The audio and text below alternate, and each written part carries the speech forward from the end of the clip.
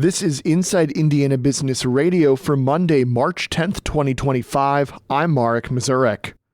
Honeywell Arts and Entertainment is continuing to grow its programming and drive tourism in northern Indiana. The Wabash-based organization hosts numerous concerts, events, and programs each year across 7 venues.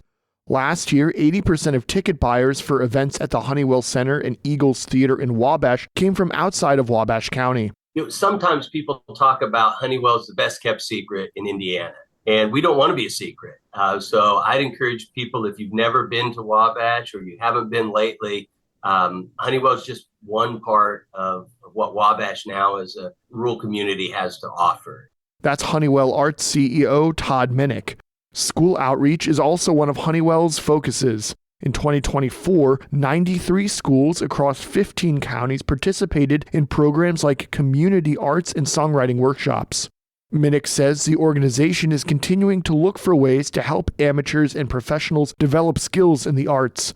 Honeywell also plans to expand its school educational programming with a focus on rural schools.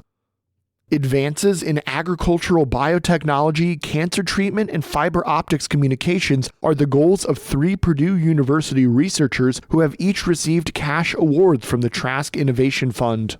The fund is administered by the Purdue Innovates Incubator and helps bridge the financial gap between the creation of an innovation and the adoption of it in the marketplace. In total, the fund is giving out nearly $125,000, and you can read about all 3 projects at InsideIndianaBusiness.com. The grants are highlighted by a $50,000 award to biology professor Stanton Gelvin for technology to better transition DNA to plants without actually integrating the DNA into the plant's genome.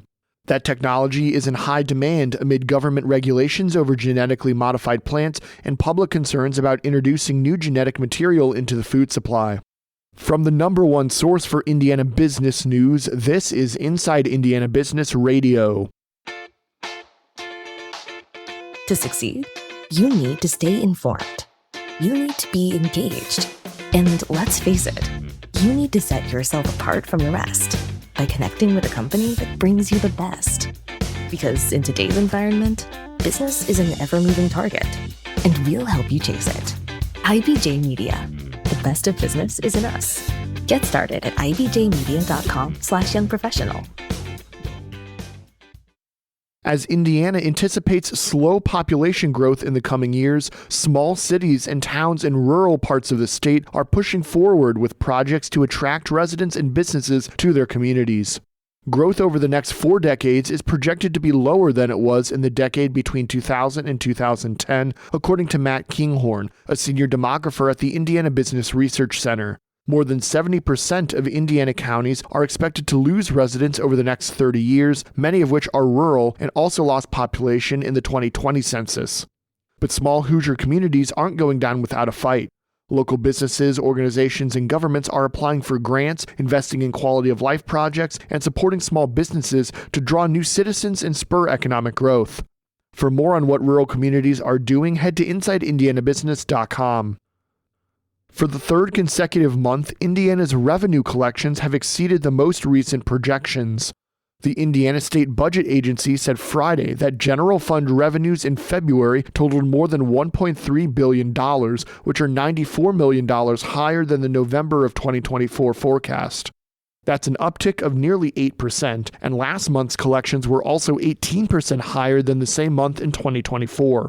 The agency noted that higher than expected collections from income tax revenues outweighed lower than expected collections from sales tax and interest revenues. Year to date, the general fund revenues have totaled $13.4 billion, which is $150 million above the December forecast and 1% higher than the same period in the previous fiscal year. And a 30-year veteran at Hamilton County Tourism, Inc. has been named the organization's new CEO, the nonprofit announced Friday. Karen Radcliffe, who most recently served as Vice President and Chief Strategy Officer, was appointed by the Hamilton County Tourism Board of Directors to lead the nonprofit, which promotes tourism in the county and provides grants to tourism-based organizations. Radcliffe joined Hamilton County Tourism in 1995 as a communications specialist and has worked at different positions in the organization over the past 30 years.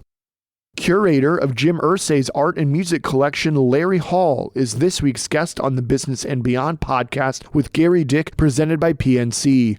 A weekly conversation with high-profile Hoosiers in business, sports, entertainment, and beyond. Available now from your favorite podcast provider. I'm Marek Mazurek for Inside Indiana Business Radio on Demand.